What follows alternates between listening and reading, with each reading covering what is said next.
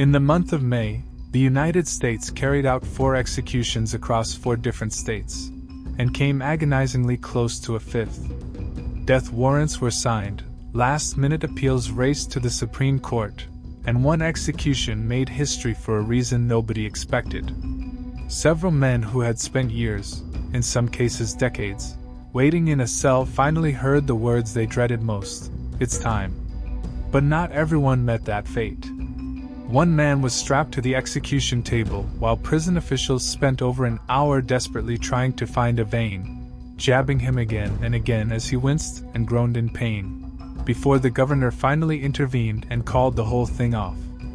Another was executed despite both the prosecution and the defense agreeing he was intellectually disabled, a claim that went all the way to the Supreme Court just hours before the needle went in.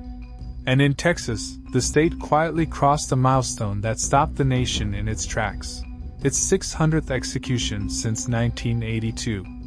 In this video, we're diving deep into every execution that took place in May 2026, and the one that didn't. We'll walk through the brutal crimes that put these men on death row, the victims they left behind, the years of legal battles, their final meals, their last words, and the moments inside those execution chambers that will leave you speechless. Some cases feel like justice that was long overdue. Others will leave you questioning whether the system is broken, whether it's cruel, and whether it came dangerously close to crossing a line it could never come back from.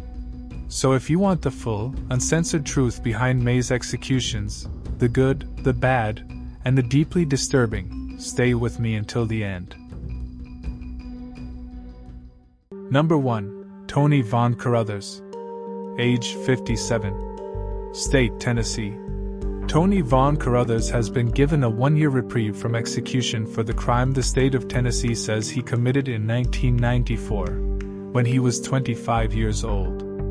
The kidnapping, robbery, and murder of Marcellus Anderson, Delois Anderson, and Frederick Tucker in Memphis, Tennessee on the night of February 24, 1994. Tony Von Carruthers was born in Memphis, Tennessee.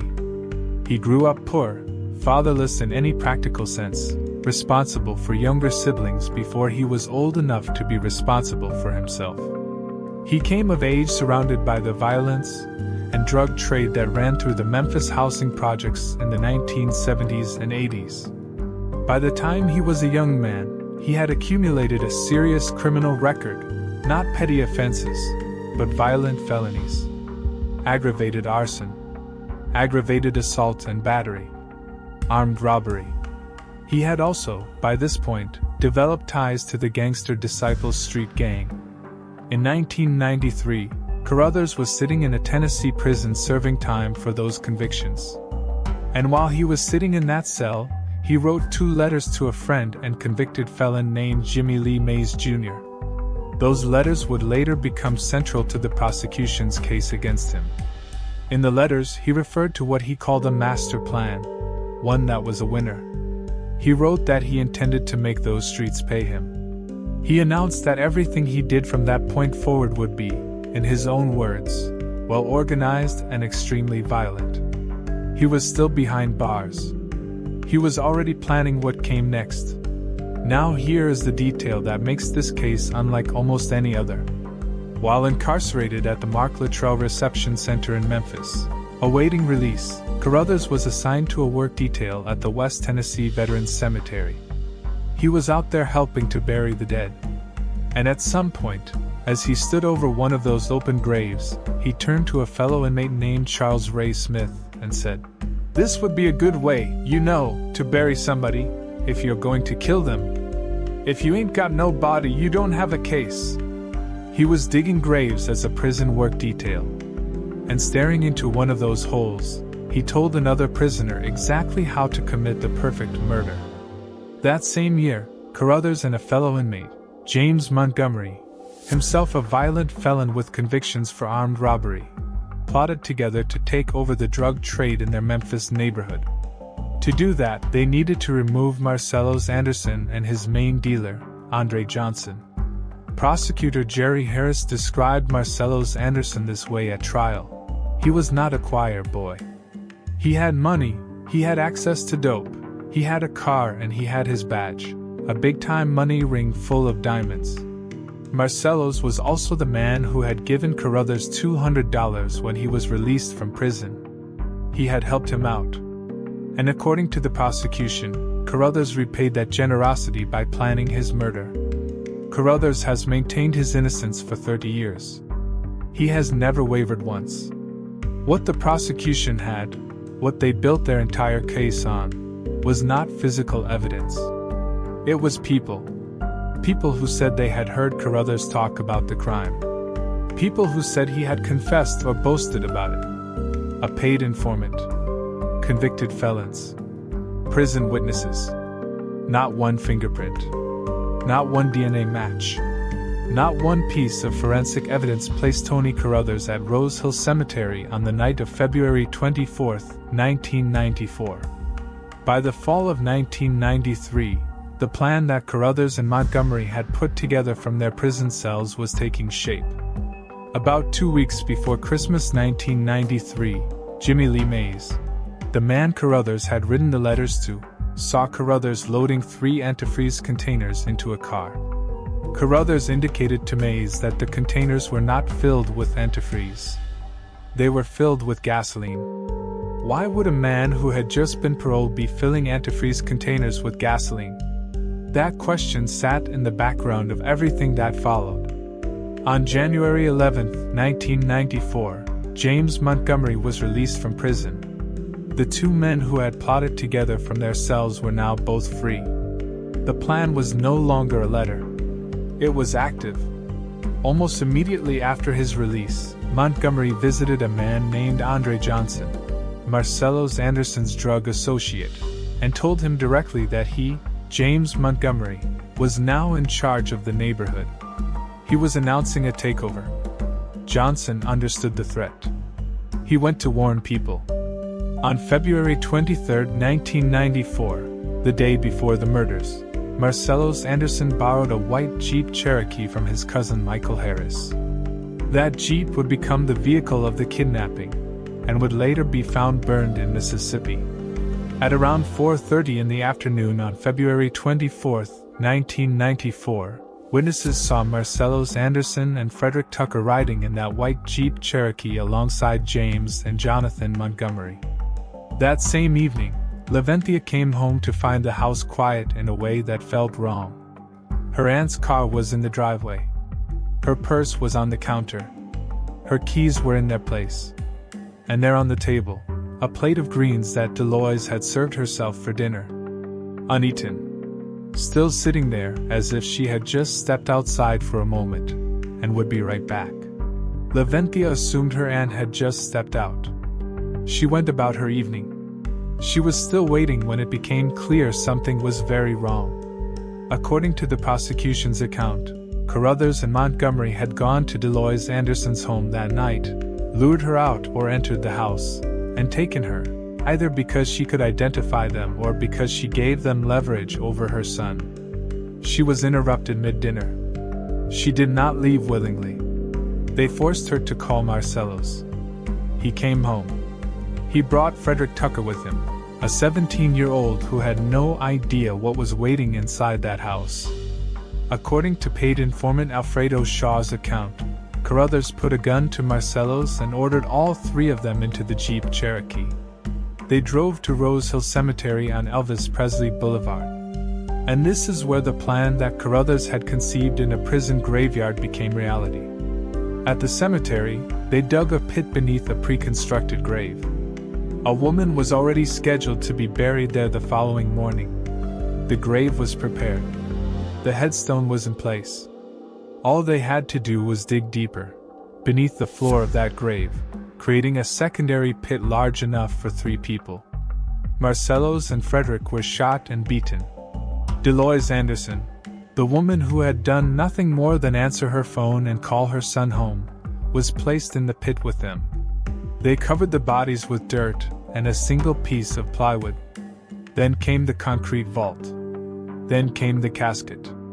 The burial took place the following morning of February 25th, a grieving family standing at the graveside, saying goodbye to their loved one, with no idea that 3 people lay directly beneath their feet. That same evening, Jonathan Montgomery told a man named Chris Hines what had happened. He said they had stolen $200,000. He named Cello. He said they had killed Cello and them out at the cemetery of Elvis Presley. He said this the same night. The bodies were still underground, and he was already boasting about it. The white Jeep Cherokee was driven to Mississippi and set on fire. The evidence was supposed to be gone. The bodies were supposed to be gone. In Tony Carruthers' own words from that prison graveyard, "If you ain't got no body, you don't have a case." A missing persons report was filed. Days passed. Then came a break. Jonathan Montgomery, James Montgomery's brother, the same man who had boasted to Chris Hines on the night of the murders, led authorities to the grave at Rose Hill Cemetery. News broke across Memphis that a suspect had led police to a recently buried woman's grave on Elvis Presley Boulevard. Authorities obtained a court order to exhume the body. Under the casket, beneath a single piece of plywood and several inches of dirt, they found all 3 of them: Marcellus Anderson, Frederick Tucker, and at the bottom, beneath both of them, Deloise Anderson. The woman with the uneaten plate of greens still on her kitchen table. Their hands were bound behind their backs. Frederick Tucker's feet were bound. Deloise had a pair of socks wrapped around her neck. Jonathan Montgomery was arrested. He was also charged. And before he ever went to trial, before he ever had to take the stand or enter a plea, Jonathan Montgomery was found hanging in his jail cell. He died before the case ever reached a courtroom. Then came Alfredo Shaw. Shaw was a career informant, a man who had floated in and out of Shelby County Jail since the 1980s, trading testimony for money, protection, and reduced exposure. In March 1994, after seeing news reports about the cemetery murders, Shaw called Crime Stoppers and gave a statement to Memphis police. He claimed that Tony Carruthers had confessed the murders to him personally while the 2 were together in the jail law library. He gave specific details. He said Carruthers had even tried to recruit him for the crime, and that he had refused. 2 days after Shaw gave that statement, on March 29, 1994, the grand jury returned indictments against Tony Carruthers and James Montgomery. Then Shaw recanted. Before the trial, Shaw went to Fox 13 News in Memphis and gave a televised interview. He said his entire statement had been fabricated. He said prosecutors had coerced him and paid him for his testimony. He said the confession never happened. But what the public and the jury never knew, what was hidden for 30 years, was that Alfredo Shaw was a paid career informant working for the state, for the sheriff's department, for the Memphis Police Department, and for federal law enforcement. He had been on the payroll all along. There were also 3 other key witnesses for the prosecution. Jimmy Lee Mays, the convicted felon who had received Carruthers' prison letters and watched him fill antifreeze containers with gasoline. Mays also claimed Carruthers had pointed to Marcellus once and said it would be the best time to kidnap him. Charles Ray Smith, the fellow inmate from the cemetery work detail, who had heard Carruthers say that burying someone under a casket was the perfect crime. And beyond those witnesses, there was a blanket found buried with the 3 victims. Testing found an unknown male DNA profile on that blanket. It did not match Tony Carruthers. Fingerprints were also recovered from the crime scene. They did not match Tony Carruthers. Neither the fingerprints nor the DNA were ever compared to any alternative suspect. Not before trial, not during 30 years of appeals, not at any point. The trial took place in Shelby County, Tennessee, before a Shelby County jury. From the very beginning, it was procedurally extraordinary, and not in a good way. Tony Carruthers refused to cooperate with his court-appointed attorneys. He repeatedly complained about them, accused them of inadequate representation, and threatened to harm several of them. The trial judge, viewing his behavior as willful obstruction rather than as a symptom of mental illness, ruled that Carruthers would represent himself. a man with no legal training, with paranoia and delusions that his current attorneys argue were symptoms of genuine mental illness, stood alone against the full weight of the Shelby County prosecution in a triple murder capital case. He cross-examined witnesses himself. He made his own arguments to the jury. He navigated evidentiary rules without counsel. And when he called Alfredo Shaw to the stand to expose him as a liar, the prosecution made a threat. They announced in open court that if Shaw contradicted his original grand jury testimony, he would be charged with 2 counts of aggravated perjury. Shaw took the stand. And under the threat of prosecution, a man who had publicly admitted on television that his testimony was fabricated, told the jury exactly what the prosecution needed him to say. The jury never knew Shaw was a paid state informant. That fact was hidden from them for 30 years. It was only formally acknowledged by the state attorney 2 years before the 2026 execution attempt. On April 26, 1996, the Shelby County jury delivered its verdict. Tony Vaughn Carruthers was found guilty of 3 counts of first-degree premeditated murder, 3 counts of especially aggravated kidnapping, and 1 count of especially aggravated robbery. The jury sentenced him to death on each murder conviction. 3 death sentences. For a man who never confessed, who maintained his innocence throughout, convicted entirely on the testimony of convicted felons and a paid informant who had already recanted on television. James Montgomery, convicted alongside him, also originally sentenced to death, later won a new trial. The medical examiner who had testified that the victims were buried alive recanted.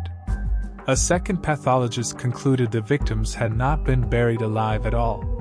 With that central aggravating factor dismantled, prosecutors offered Montgomery a plea deal for second-degree murder, 27 years. James Montgomery walked out of prison in 2015. He has been free for over a decade. Tony Carruthers was still on death row. Tony Vaughn Carruthers arrived at the Riverbend Maximum Security Institution in Nashville in 1996. He would spend the next 30 years there. During those 30 years, he filed appeals at every level: state courts, federal courts, the U.S. Supreme Court. Every argument was heard. Every argument was rejected. The paid informant, the self-representation, the lack of physical evidence, the unmatched fingerprints and DNA. All of it was rejected. Throughout this time, Carruthers refused to submit to mental health evaluations. His attorneys argued this refusal was itself a symptom of his paranoia and delusional thinking, that his psychiatric condition prevented him from understanding or cooperating with the process designed to assess him. Courts repeatedly ruled the opposite. In 2011, James Montgomery, the man who had walked free, gave a statement saying Tony Carruthers had not been involved in the murders at all. He pointed investigators toward a different man entirely. That statement triggered no new investigation. The alternative suspect was never pursued.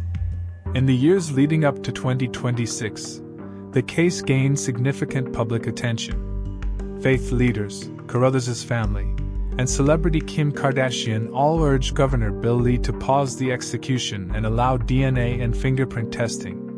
More than 50,000 petition signatures were hand-delivered to the Tennessee Capitol.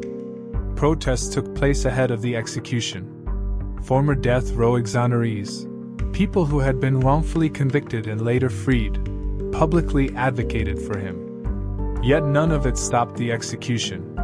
In April 2026, the ACLU filed emergency motions demanding that the unmatched fingerprints and the unknown male DNA found on the blanket buried with the victims be tested against the alternative suspect Montgomery had identified in 2011. The state of Tennessee refused.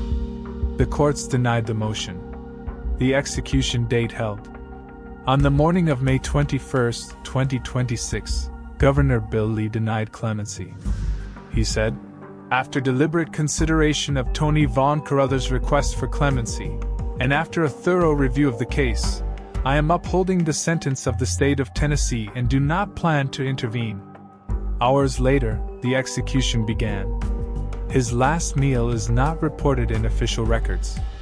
At approximately 10 a.m. on May 21, 2026, the execution of Tony Vaughn Carruthers began at Riverbend Maximum Security Institution in Nashville.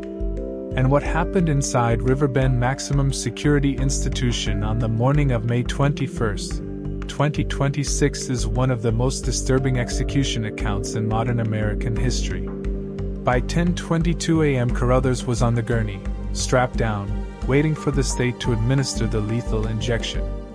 Medical personnel began trying to establish venous access around 10:24 a.m. At 10:31 a.m., they were still trying to get a vein in Carruthers' right arm after 3 or 4 attempts. The person attempting the fourth said the veins were rolling. After establishing a 4-line in Carruthers' right arm, medical personnel tried his other arm, his left hand, and his left foot before trying to establish a central line. A central line is a catheter inserted into a large vein, typically in the neck or chest.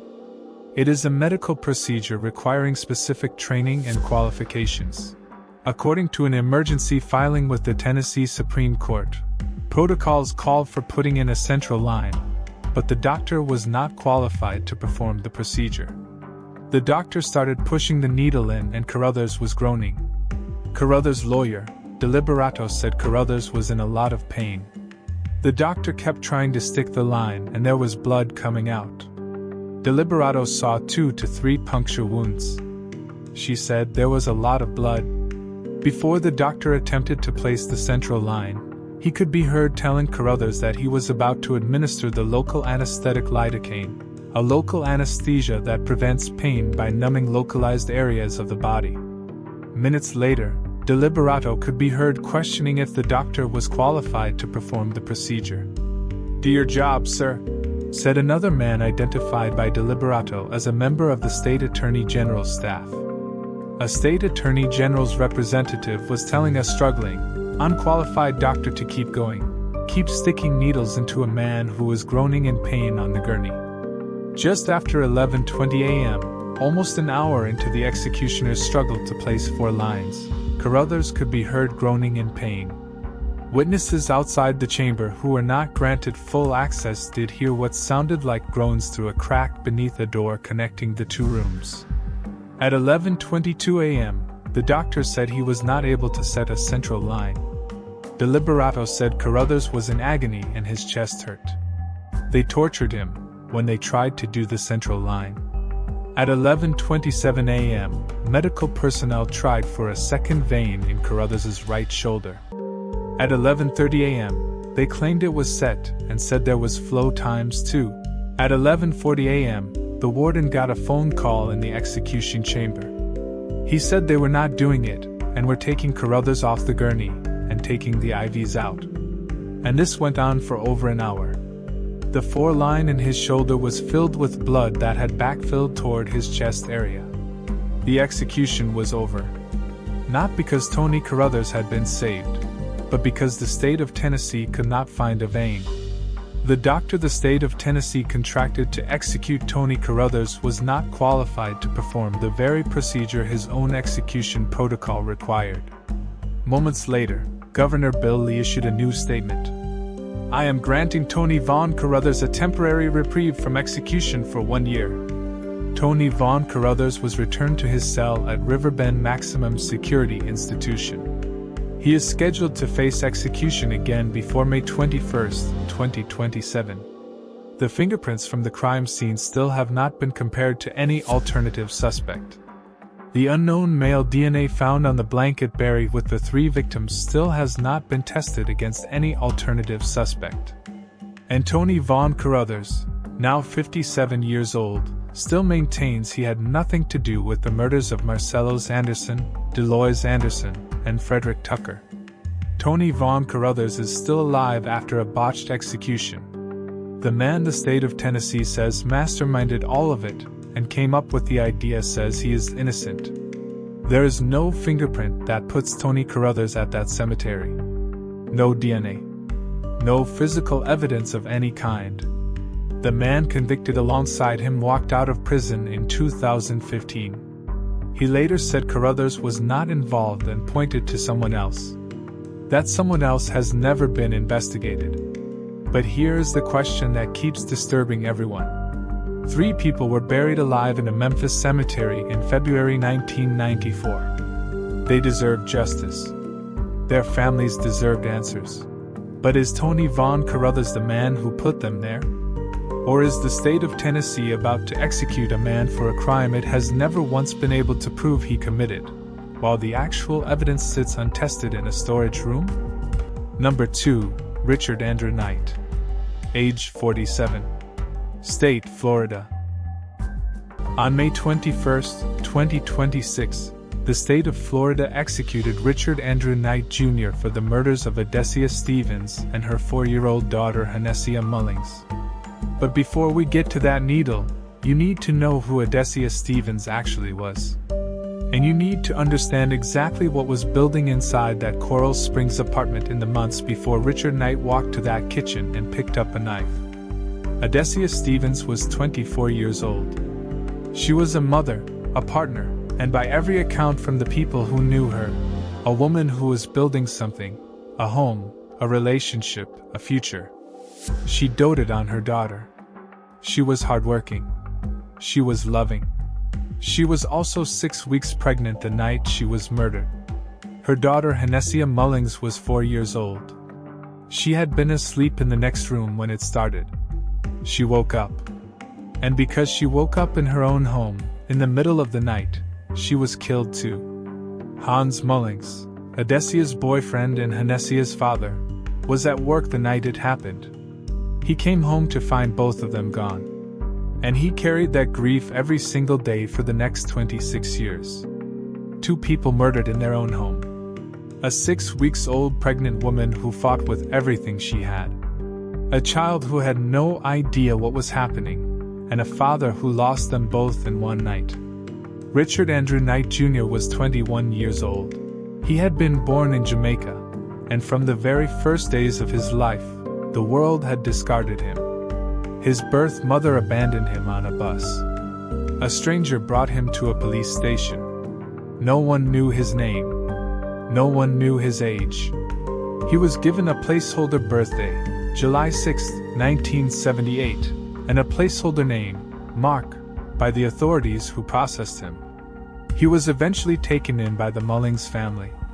The same family whose daughter and granddaughter he would one day murder. The Mullings gave him warmth and structure. People who knew him in Jamaica described him as well-liked, admired in his neighborhood. He had a temper when provoked, but by every outward account he was not dangerous. What was invisible, what no one could fully see, was what was happening inside. Seizures. Severe headaches so intense he would strike his own head against walls trying to stop the pain. Blackouts. Neurological damage that was documented by doctors but never fully addressed. By the late 1990s, Knight had emigrated to Florida to be near the extended Mullings family. He moved in with his cousin Hans Peter Mullings, Hans's girlfriend Adessia Stevens, and their 4-year-old daughter Hanessia. He was living under their roof. And from the very beginning, it was not a comfortable arrangement, until he overstayed his welcome. Adessia had asked Knight to leave multiple times. Hans had asked him too, but he never did. On the night of June 27, 2000, Adessia told him directly, "You need to move out by morning." That was not a suggestion. That was an order. Knight walked outside to cool off. He did not cool off. At approximately 9 p.m., Hans called Adessia from work. She said she was going to bed. He left the office to run errands. He had no idea what was about to happen inside the apartment. Knight came back. He walked past the living room. He went to the kitchen. He picked up a knife. He walked into Adessia's bedroom and began stabbing her. She woke up fighting. The defensive wounds on her hands showed exactly how hard she fought. She clawed at him, scratched him, and tried to stop every stab, but she could not. In the next room, 4-year-old Hanessia woke to the sounds of what was happening to her mother. She came out. and Knight turned on her. Henesia had 4 stab wounds to her upper chest and neck and 1 to her hand. There were pieces of broken knife blade on the floor around her small body. She had been found curled in a fetal position near a closet door. A 4-year-old girl had fought for her life too. When the first knife broke, Knight went back to the kitchen and grabbed a second one. He accidentally sliced his own hand on the broken blades as he reached for it, leaving his own blood in an apartment he was about to flee. He returned to the living room. Henesia had crawled from the bedroom, bleeding, 6 weeks pregnant, trying to reach the phone. He found her there. He rolled her over. And he continued stabbing her until she was dead. In total, Henesia Stevens was stabbed 21 times. Afterwards, Knight wiped the knives on the carpet, went to the bathroom, took off his blood-soaked clothes, and shoved them under the sink. He showered, changed. He was about to walk out the door. Then there was a knock. He looked through the peephole.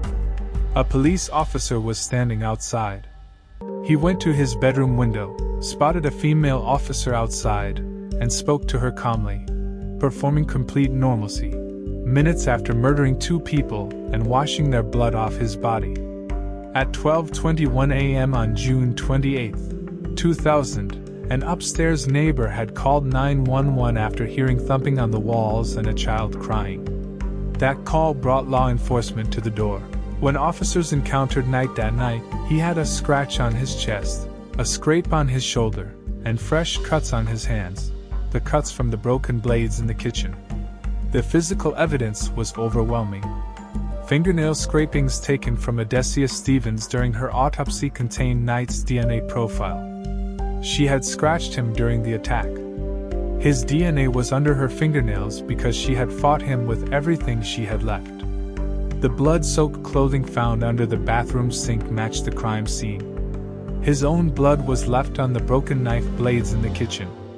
And then Knight confessed, not to police, but to a fellow inmate at Broward County Jail while awaiting trial. He recounted the details of the murders in his own words. That inmate remembered every word. And at trial, he testified against him. The trial took place in Broward County before a Broward County jury. The prosecution built their case around 4 pillars: the DNA evidence linking Knight directly to Henesia Stevens, the physical evidence recovered from the apartment, the jailhouse confession testimony, and the medical examiner's findings from both autopsies. The defense presented evidence of Knight's childhood abandonment, the sexual abuse he and his brother had suffered, and his history of neurological symptoms, the seizures, the blackouts, the severe headaches. They argued the jury had never received the full picture of the trauma and medical impairment that had shaped his life. The court found multiple aggravating factors and no statutory mitigation. A Broward County jury found Richard Andrew Knight Jr. guilty of 2 counts of first-degree murder, sexual battery, and armed burglary. The jury unanimously recommended death sentences for both murders. In March 2007, a judge imposed consecutive death sentences. Richard Andrew Knight Jr. was going to Florida's death row. Knight spent the next 19 years at Florida State Prison near Stark. During that time, his attorneys filed multiple rounds of appeals in both state and federal courts. They argued about an unidentified fingerprint found on one of the murder weapon blades, a latent print that did not match Knight and was never identified. They argued that the mitigating evidence about his childhood trauma and neurological damage had never been adequately presented to the jury. The Florida Supreme Court rejected those arguments repeatedly. Federal courts did the same. In 2026, Governor Ron DeSantis signed Knight's death warrant. The execution was set for May 21, 2026, at 6 p.m. In the final weeks, Knight's attorneys filed emergency appeals arguing Florida's lethal injection protocol violated the 8th Amendment's prohibition on cruel and unusual punishment. The Florida Supreme Court denied those appeals on April 27, 2026. His attorneys then went to the U.S. Supreme Court. On the afternoon of May 21 itself, the day of the scheduled execution, The Supreme Court issued its orders with no noted dissents. Richard Knight had no more appeals left. That same morning in Tennessee, officials had struggled to find a vein to administer lethal injection to death row inmate Tony Carruthers, a botched attempt that prompted Tennessee's governor to grant a one-year reprieve on the spot. Knight's attorneys pointed to that incident as evidence that Florida's protocol carried similar risks. The Florida Supreme Court unanimously disagreed. Richard Knight rejected his last meal. By 6 p.m. on May 21, 2026, the curtain of the death chamber at Florida State Prison went up on schedule. Knight was already strapped to the gurney, arms extended, and four-line in place. He was still and calm. Inside the witness room, Hans Mullings, the man who had lost his girlfriend and his 4-year-old daughter to Richard Knight's knife, had gathered with family to witness the end of a 26-year wait. When the warden asked Knight if he had a final statement, he spoke. "I want to give thanks to Yahweh, who is the Most High." That was it. No apology to Hans Mullings. No acknowledgement of Odessia. No words for Henesia. No words at all for the family gathered in that witness room who had waited 26 years for this moment. Just gratitude to God. The lethal injection began immediately. Knight closed his eyes. He barely moved as the drugs entered his system. After approximately 10 minutes, a medic entered the room. Knight was examined. Richard Andrew Knight Jr. was pronounced dead at 6:13 p.m. on May 21, 2026. Number 3. Leroy Dean McGill. Age 63. State, Arizona. On May 20, 2026, the state of Arizona executed Leroy Dean McGill for the murder of Charles Perez. But before we get to that needle, you need to know who Charles Perez actually was. And you need to understand exactly what was happening inside that apartment in the weeks before McGill walked back through its door with a cup of fire. Charles Perez was 21 years old when Leroy McGill set him on fire on July 13, 2002. He was living in a North Phoenix apartment with his girlfriend, Nova Banta. They were part of a loose, drifting community of people surviving on the margins, crashing where they could, using drugs when they had them, holding on to whatever stability the day offered. Charles was not a man without flaws. In fact, he was a drug dealer in the apartment. Nobody in that apartment was. But he was somebody's son. And the thing that cost him his life was not a crime. It was not a threat.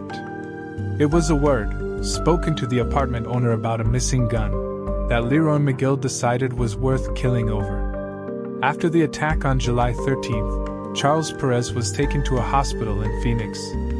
Prosecutors said he experienced extreme pain in those final hours.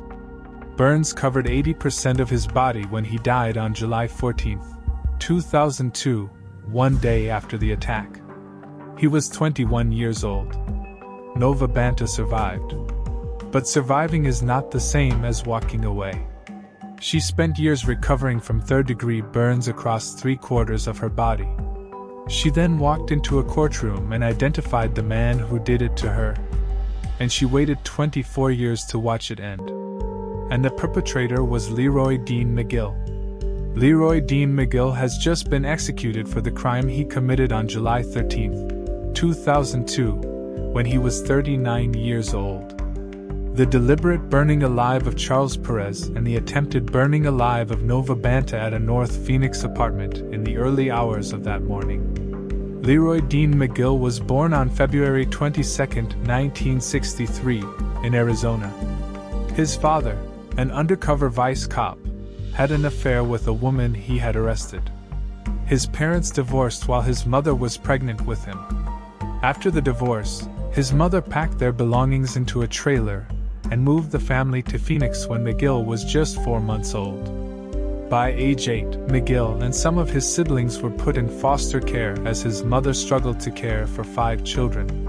Much of his childhood was spent moving between homes and institutions, including foster care homes, boys' ranches, and reform schools like Buckner's Boys Ranch in Texas and Boysville in San Antonio. He had prior convictions, including armed robberies, and struggled with methamphetamine addiction. By every account from people who knew him in the years before the crime, McGill was a man bouncing between unstable housing, short-term jobs, and drug use. The problem is, when accused of stealing a shotgun, the man who had already lived a life of crime chose revenge in one of the most sadistic ways possible. By the summer of 2002, McGill was 39 years old, unemployed, homeless, and deep into addiction to methamphetamine and marijuana. He had a girlfriend named Jonna Hardesty, who went by the nickname Angel. In mid-2002, McGill lost his job.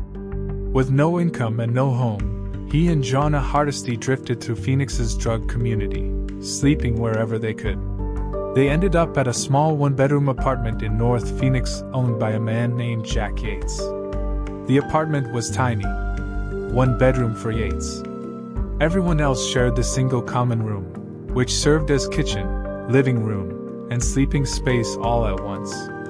At various points, that room held Eddie and Kim Keith and their two young daughters, Jonna Hardesty's brother Jeff Yule, Charles Perez, and Nova Banta. 7, sometimes 8 adults, plus 2 children, in a space built for one person. All of them, to varying degrees, using drugs.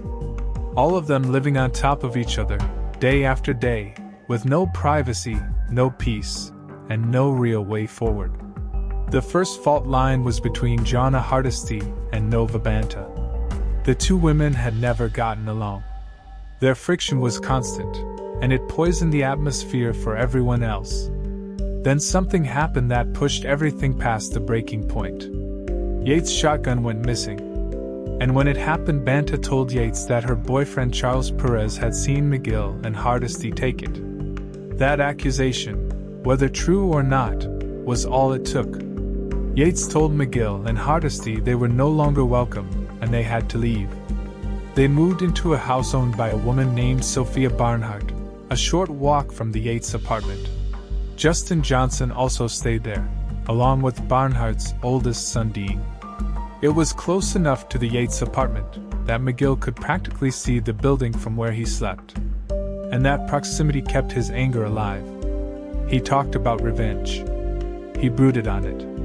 And he fed it with more methamphetamine, day after day, night after night, until he had not slept in several days and his mind was operating in a state that no longer resembled rational thought. On the evening of July 12, 2002, McGill, Hardesty, Barnhart, and Justin Johnson sat together at Barnhart's house and smoked marijuana. Marijuana they had purchased from Charles Perez. The same man McGill was already planning to destroy. At approximately 3:30 a.m. on July 13, 2002, while everyone at Barnhart's house slept, McGill got up.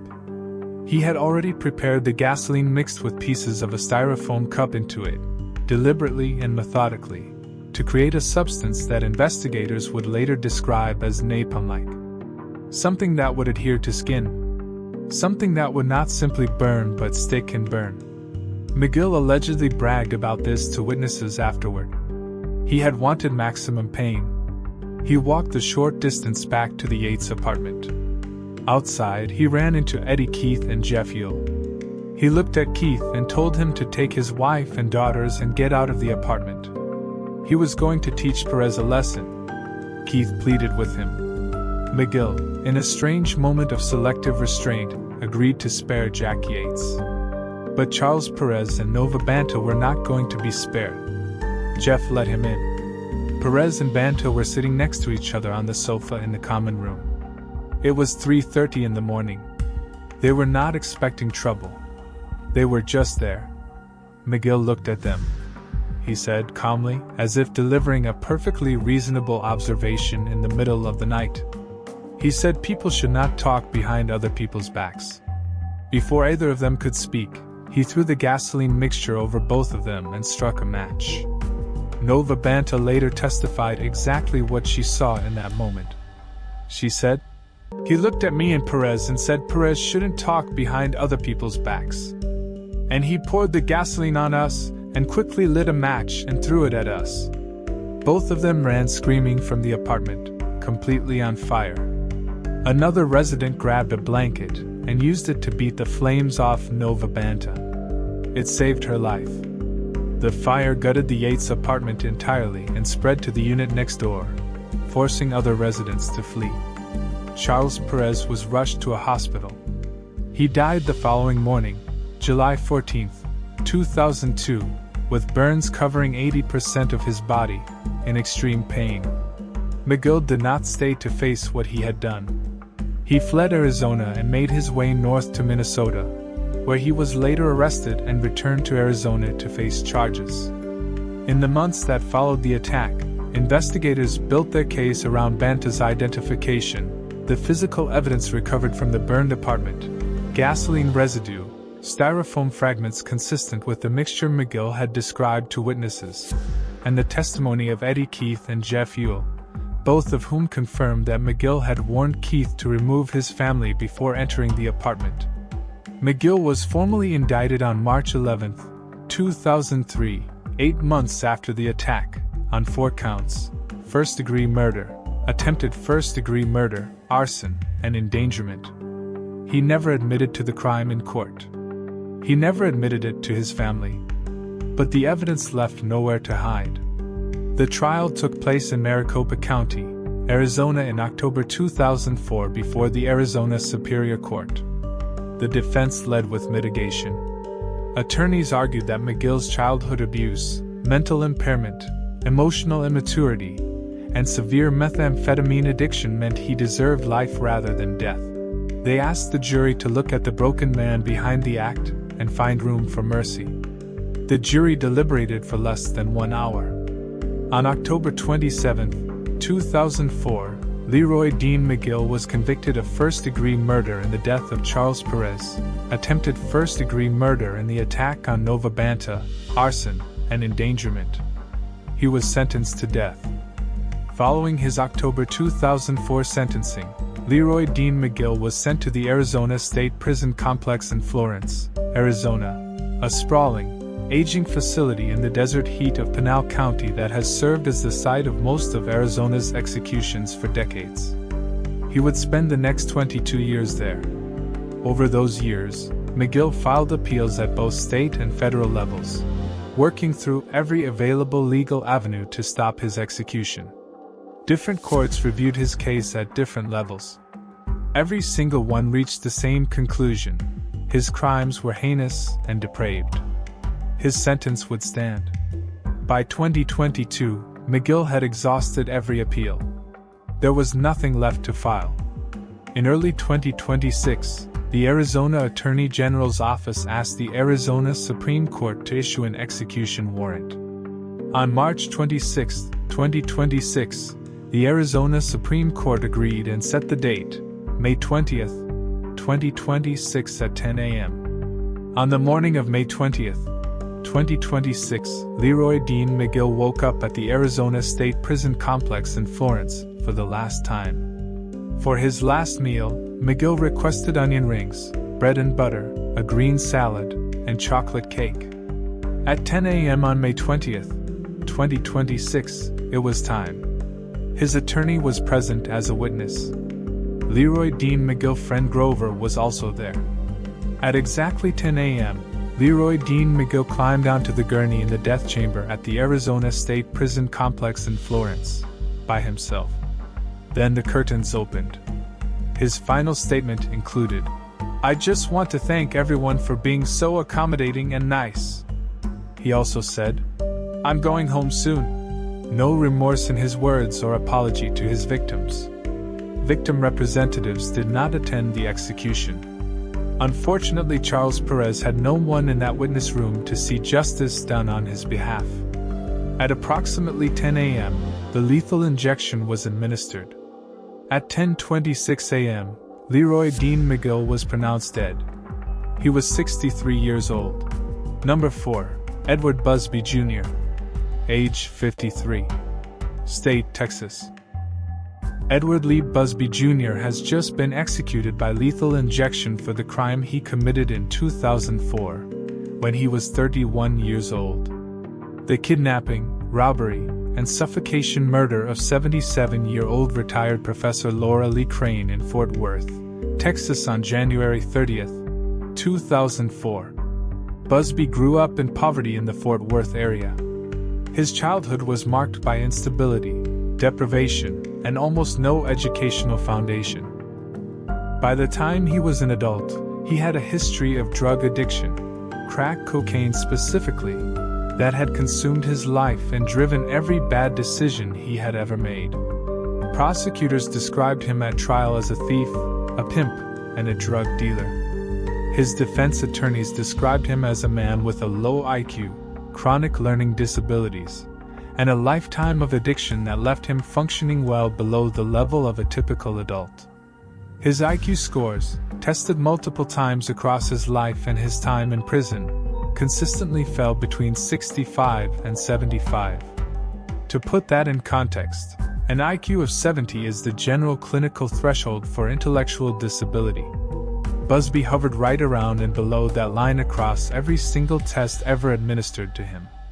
By the summer of 2003, Busby had no stable home, no income, and no plan. He was living at a motel at Lancaster and Riverside in Fort Worth, surviving day to day, consumed by his addiction to crack cocaine. He was 30 years old then, and it was at the motel he met a woman called Kathleen Latimer. Kathleen Latimer, known to people around her as Kitty, was 39 years old when she met Edward Busby in the summer of 2003. She described the moment they met in a jailhouse interview years later. She was standing in the doorway of her motel room one day when a truck pulled up. Busby, who she called JB, stepped out, talking and laughing with the men she described as the dope boys, who came around the motel. He saw her standing there, asked the others who she was, walked over, and introduced himself. She let him in. They started getting high on crack cocaine together. And that, essentially, was the beginning of their relationship. Not romance in any meaningful sense, just two people bound together by addiction, living in a motel room, going nowhere fast. By the time January 2004 arrived, they had barely slept in almost 2 weeks. They had been high on crack cocaine for most of that time. Kathleen owed someone money for drugs. They needed to get out of Fort Worth fast, and they needed a car to do it. On the morning of January 30th, 2004, they left the motel and made their way toward the Tom Thumb grocery store at the corner of Hullen and Bel Air, a busy shopping center in a quiet, upscale part of southwestern Fort Worth. A man who worked at the clothing store next door later told investigators he had seen them coming, a very blonde woman walking fast, trying to catch up with a man about 30 yards ahead of her who was already moving through the parking lot, trying car door handles as he went. At 11:15 in the morning, Laura Lee Crane pulled into that parking lot in her car. Friday was her regular shopping day. She hadn't made it out of the car yet when Busby approached, opened her driver's side door, and said, "Slide over." She did. Busby got behind the wheel. Kathleen got in the back seat. And they drove away from that grocery store parking lot with a 77-year-old woman sitting in the front seat of her own car, taken completely by surprise on an ordinary Friday morning. Now here is the detail that stops you cold. According to the account Kathleen gave in her jailhouse interview, at some point during that first stretch of the abduction, they stopped at a store. And Kathleen went inside. And she bought 2 things, duct tape, and 2 scratch-off lottery tickets. At some point, they wrapped Laura Crane's head with the duct tape. Not her hands. Not her feet. Her head. Completely. Her mouth. Her nose. 23 feet of it, wrapped around her entire face. And then they put her in the trunk of her own car. Busby later said in a jailhouse interview, weeping as he spoke, that he had made a gap in the tape so she could breathe. He said he planned to release her when they got to Oklahoma. He said he wanted to find a fresh start in Oklahoma, away from the addiction and the trouble in Fort Worth. He said he never intended for her to die. Here is what we know happened in that trunk. Laura Lee Crane, a 77-year-old woman who had dedicated her entire life to helping children with learning difficulties find their way in the world, prayed. According to Busby himself, he spoke with her during the ordeal. He prayed with her multiple times.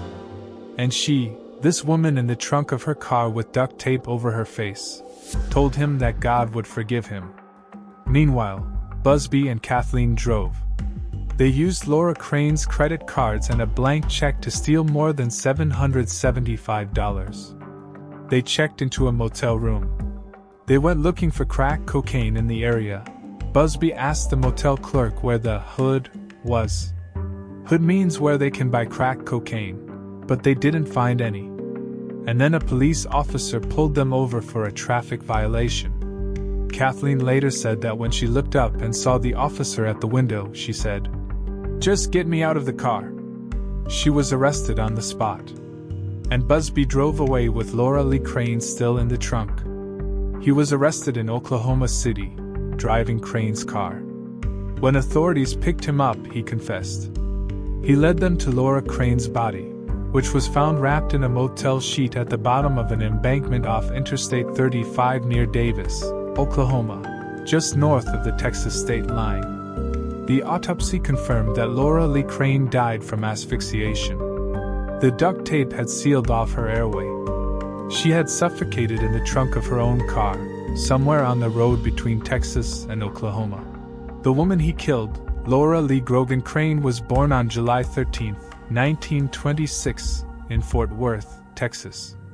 She grew up there, graduated from Pascal High School, and went on to earn a Bachelor of Fine Arts degree from Sweetbriar College in Virginia, and later a Master of Arts from Texas Christian University, the same institution where she would spend the defining decades of her professional life. Her entire career was devoted to one purpose: helping children with learning disabilities. At a time when learning disabilities were poorly understood, barely recognized, and often dismissed, when children who struggled to read or process information were simply labeled slow, difficult, or unteachable, Laura Lee Crane was among the people working to change that. She helped found the Starpoint School at TCU, a facility specifically designed to serve children with learning differences. She served as its director for more than 20 years. She didn't just run the school. She trained the teachers. She developed a nationally recognized reading program for students with learning disabilities that was used far beyond the walls of Starpoint. She counseled parents. She gave struggling children tools they could carry with them for the rest of their lives. Former students of hers wrote tributes after her death describing how she had changed the direction of their careers, their lives, their understanding of what they were capable of. She was a remarkable person. She had the ability to analyze the needs of every child and figure out what worked for each child. No matter what, she put children first. Now here is the detail about this case that is genuinely difficult to sit with. Laura Lee Crane spent her life helping people with learning disabilities and intellectual limitations. The man who killed her, Edward Lee Busby Jr., was himself intellectually disabled. His IQ scores had fallen consistently below or right at the threshold for intellectual disability every single time he was tested.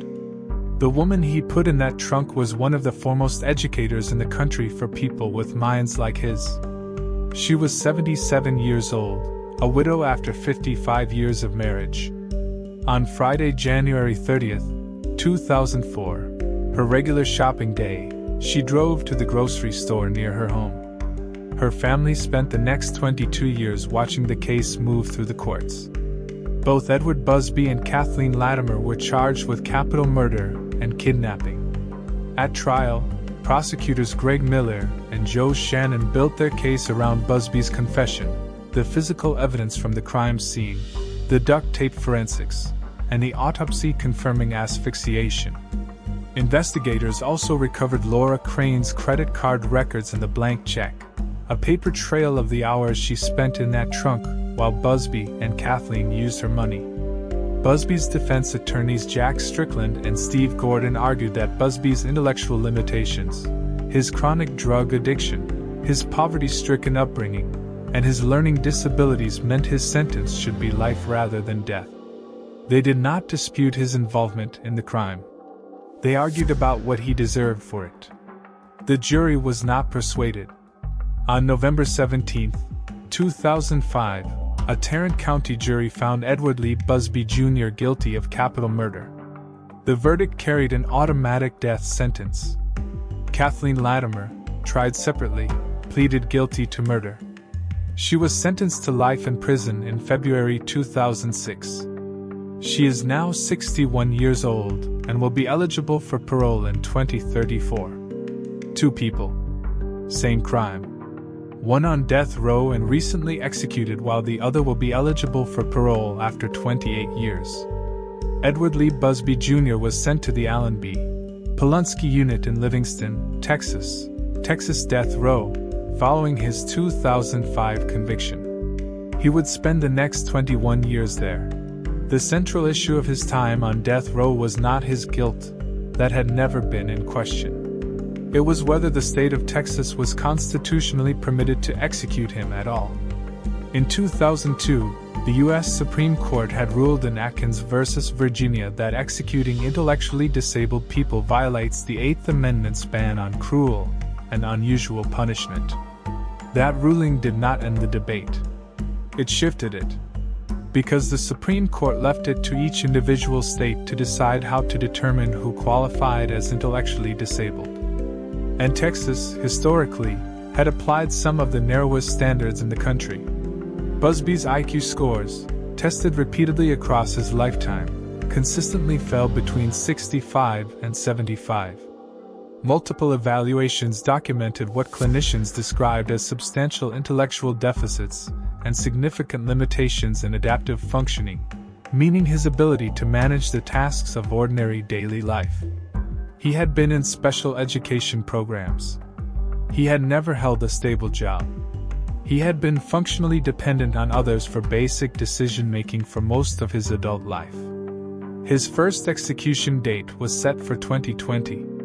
It was stayed due to the COVID-19 pandemic. A second date was set for February 2021. It was stayed again while courts reviewed his intellectual disability claim. Then, in the lead up to the May 14, 2026 execution date, something remarkable happened.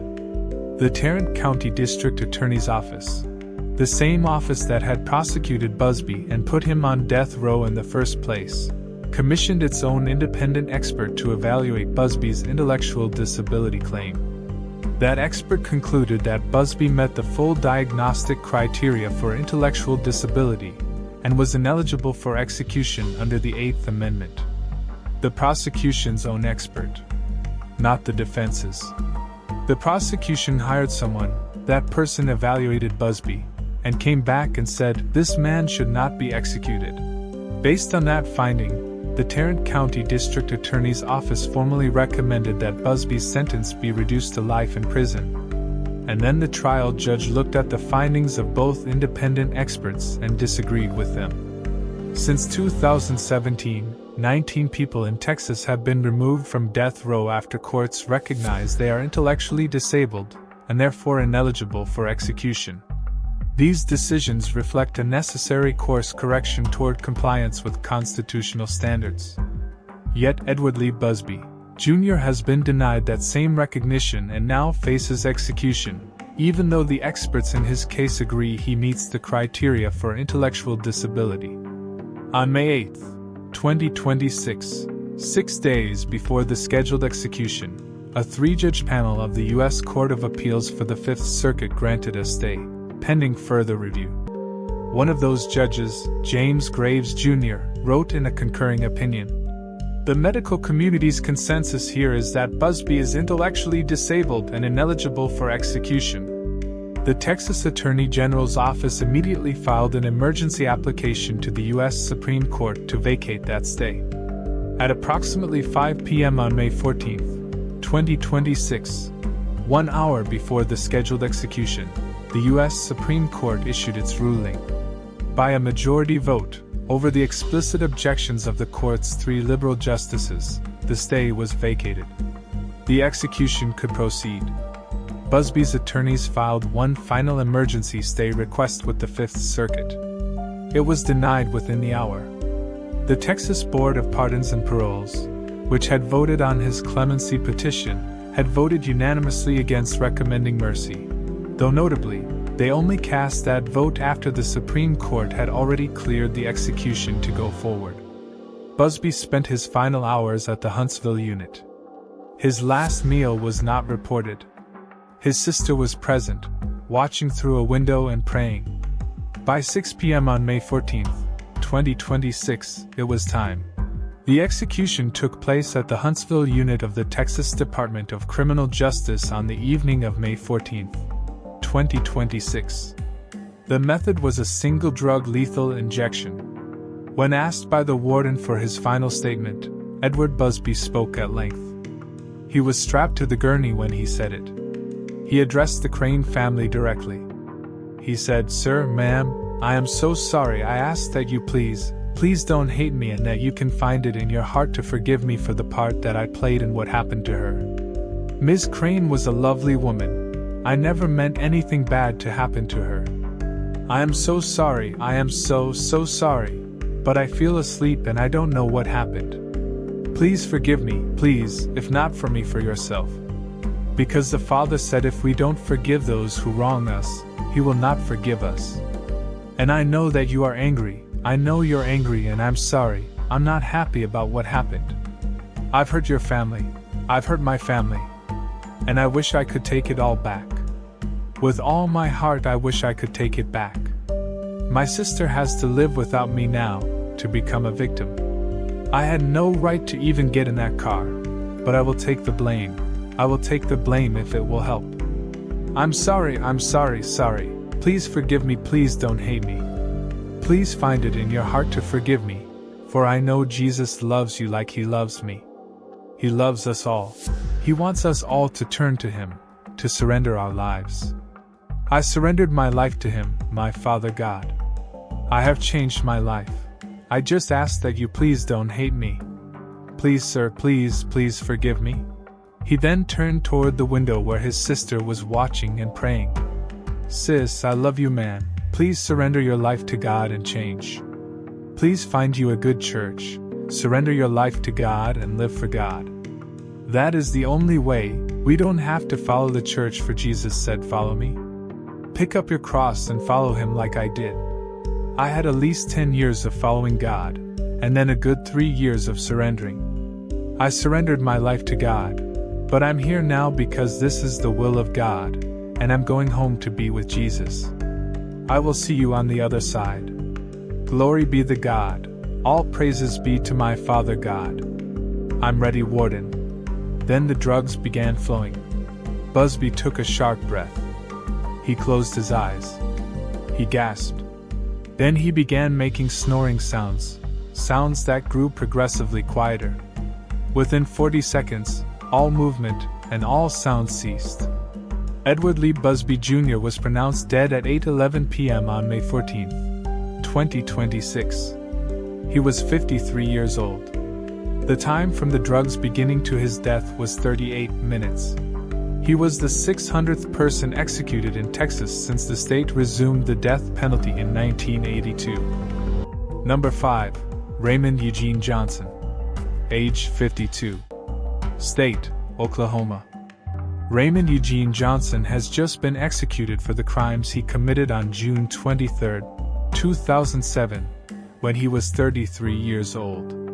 The brutal beating and burning alive of his ex-girlfriend Brooke Whitaker, 24, and her 7-month-old daughter Kia in their own home in Tulsa, Oklahoma. Raymond Eugene Johnson was born on March 26, 1974, in Oklahoma City, Oklahoma. He grew up in circumstances marked by instability and poverty. By the time he was 21 years old, he had already taken a life.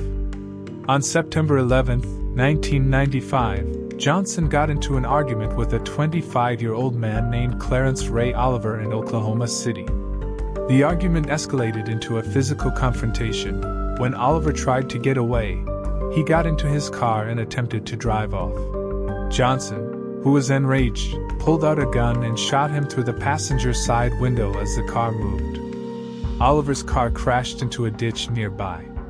His body was found the following day.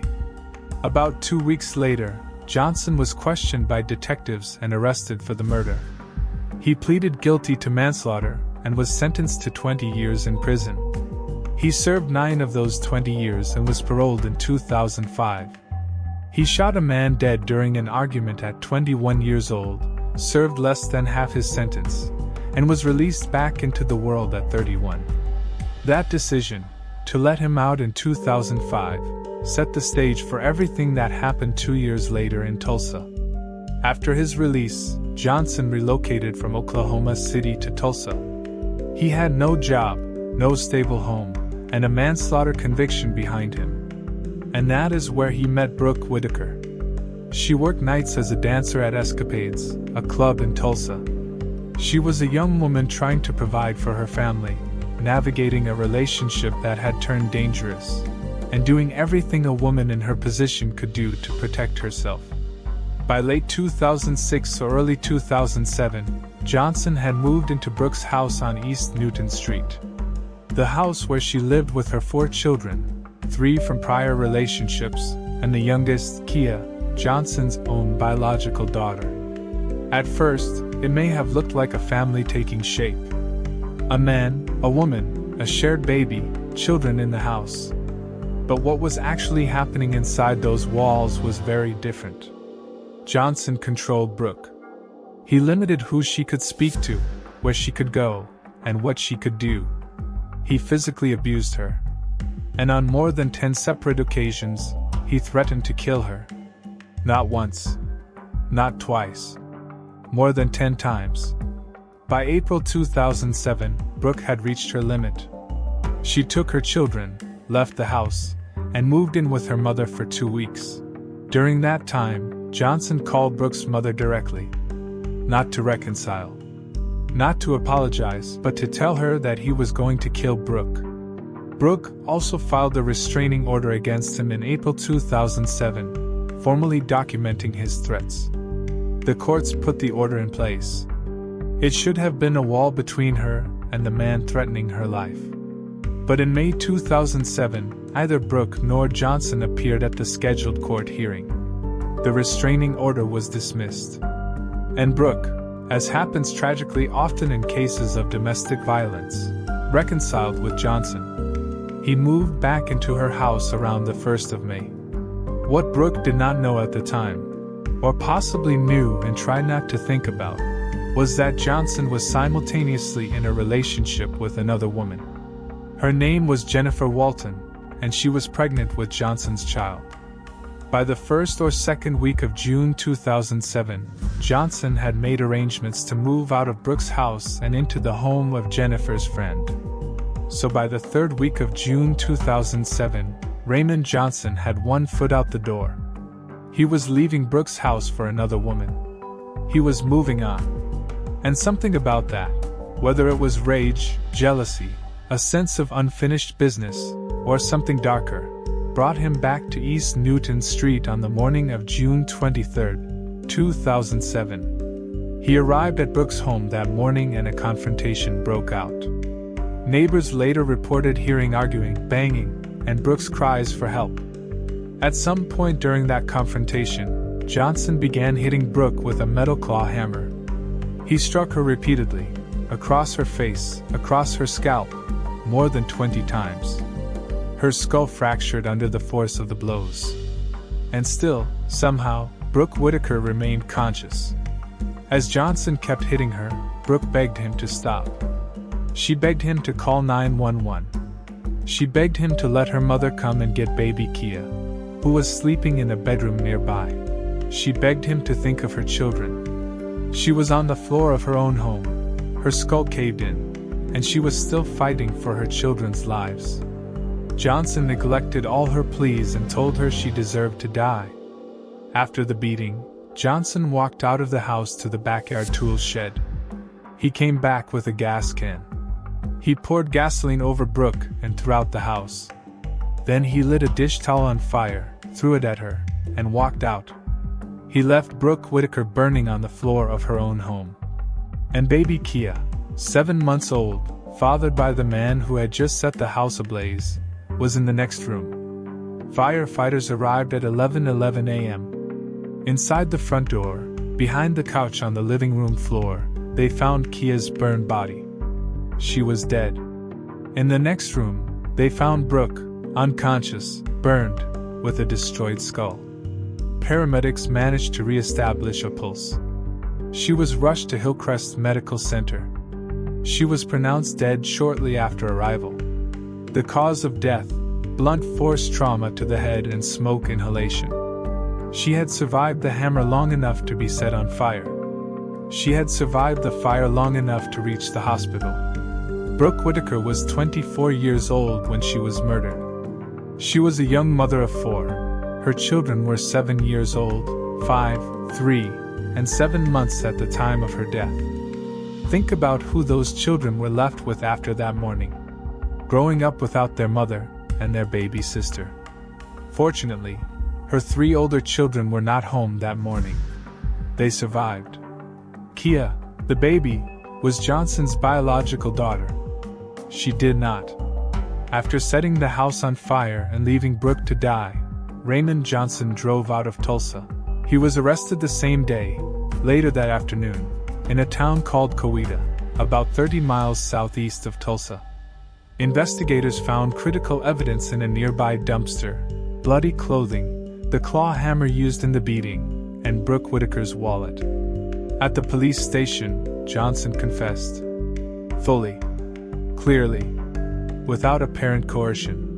He spoke freely and coherently to detectives, according to testimony from the arresting officer, who confirmed that Johnson was not intoxicated, appeared focused, gave clear answers, and showed no signs of physically harming himself. In the course of that conversation, Johnson admitted to striking Brooke with the hammer and intentionally starting the fire. His attorneys would later argue that the arrest had been illegal and that the confession had been coerced. But the courts, reviewing the physical evidence, the forensic evidence, and the circumstances of the confession, found those arguments unpersuasive. According to Johnson himself, before the trial began, he tried to plead guilty in exchange for 2 life sentences without the possibility of parole. He wanted to avoid a trial entirely and accept full responsibility. He said he was told that the prosecution had promised the victim's family the death penalty, and so the offer was rejected.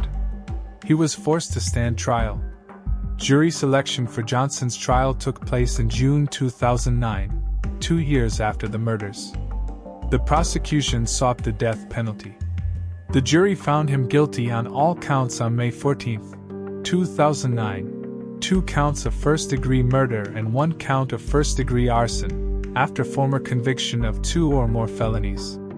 The jury identified 4 aggravating factors, including Johnson's prior violent felony conviction for the 1995 manslaughter, and the especially heinous, atrocious, and cruel nature of the crime. He was sentenced to death for each of the murder charges and to life imprisonment for the arson. The Oklahoma Court of Criminal Appeals upheld his convictions and sentences in 2012. His appeals continued through the federal system. The U.S. Supreme Court declined to hear his case in 2019. Raymond Eugene Johnson was sent to the Oklahoma State Penitentiary in McAlester, Oklahoma, where he spent the next 17 years on death row. In that time, by all accounts, he changed. He became a practicing Christian and joined the Church of the Brethren, a faith community he maintained genuine ties with throughout his time in prison. He led church services inside the penitentiary. He wrote letters to fellow church members on the outside, including elderly members who said he encouraged them. He corresponded with his children and they, in turn, leaned on him for counsel and guidance. He worked to improve conditions for fellow inmates and mediate tensions inside the prison.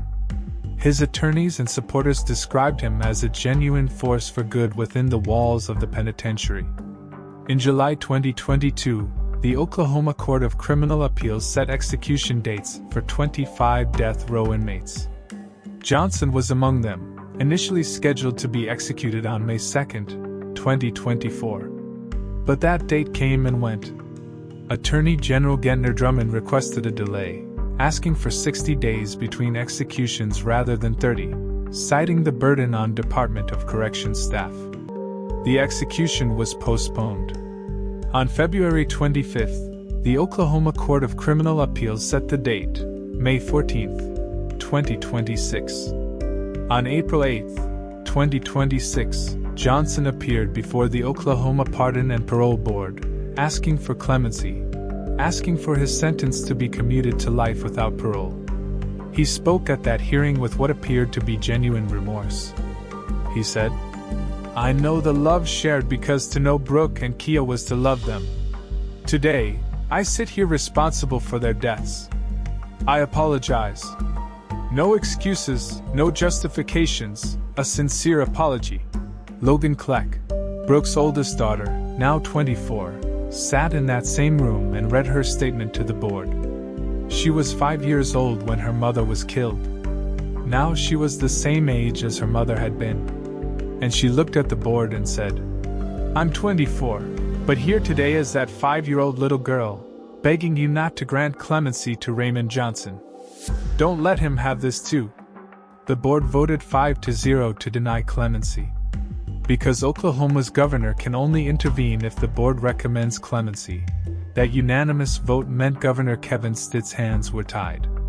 There would be no reprieve. Johnson's attorneys did not file a last-minute appeal with the U.S. Supreme Court.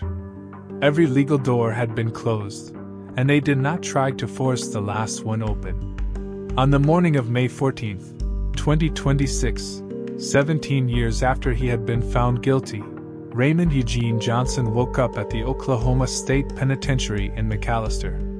His last meal the previous evening had been a 12-piece boneless chicken, a pint of gizzards, a side of fried pickles, 4 packets of hot sauce, and 4 packets of ranch dressing.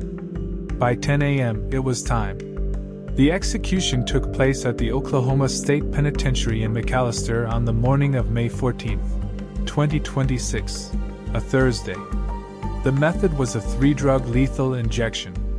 When asked for his final statement, Johnson spoke. He said, "I apologize to the Whitaker family. I apologize to the Short family. I apologize to my family. I hope you all can find the peace that you're looking for. I love you all." The drugs were administered. Raymond Eugene Johnson was pronounced dead at 10:12 a.m. on May 14, 2026. He was 52 years old. He was the second person executed in Oklahoma in 2026. Leave me in the comments what you think about these cases. Was justice served? Or did the system fail? And in the description, you'll find every execution carried out in 2026 so far, as well as past execution videos going back years.